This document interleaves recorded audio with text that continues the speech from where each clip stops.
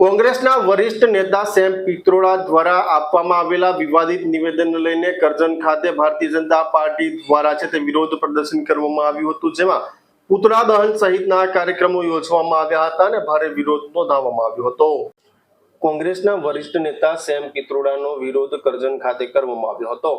પૂર્વ ભારતીયોને ચીની, દક્ષિણ ભારતીયોને આફ્રિકી અને પશ્ચિમ ભારતીયો પર નિવેદન આપતા વિરોધ દેશભરમાં કરવામાં આવી રહ્યો છે। ત્યારે સેમ પિત્રોડાનું પુતળા દહન કોંગ્રેસનું ખાસ કરીને વાત કરીએ તો વિરોધ છે તે ભારતીય જનતા પાર્ટીના કાર્યકરો સહિત હોદ્દેદારો દ્વારા કરવામાં આવ્યો હતો। ખાસ કરી જે રીતે વાત કરીએ તો પુતળા દહન પણ કરવામાં આવ્યું હતું અને સેમ પિત્રોડાની હાય પણ બોલાવવામાં આવી હતી।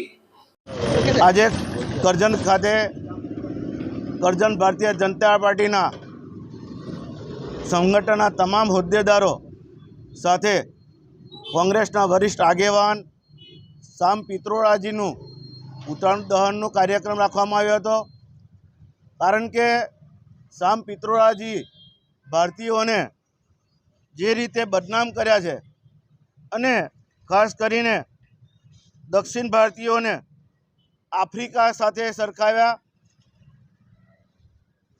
પૂર્વ ભારતીયોને ચીન સાથે સરખાવ્યા અને પશ્ચિમ ભારતીયોને આરબ સાથે સરખાવીને રંગભેદ શરમજનક ટિપ્પણી કરી છે। ત્યારે કરજણ તાલુકાના તમામ ભારતીય જનતા પાર્ટીના આગેવાનો આ જે ટિપ્પણીને વખોડે છે અને વિરોધ કરીને આજે એમનું પુતળા દહન કર્યું। ત્યારે ખરેખર આખા ગુજરાતની અંદર આ રીતે પુતળા દહનનો કાર્યક્રમ અમે રાખ્યો છે અને વડોદરા જિલ્લામાં પણ આ રીતે કાર્યક્રમ રાખીને આનું અમે ખંડન કર્યું છે।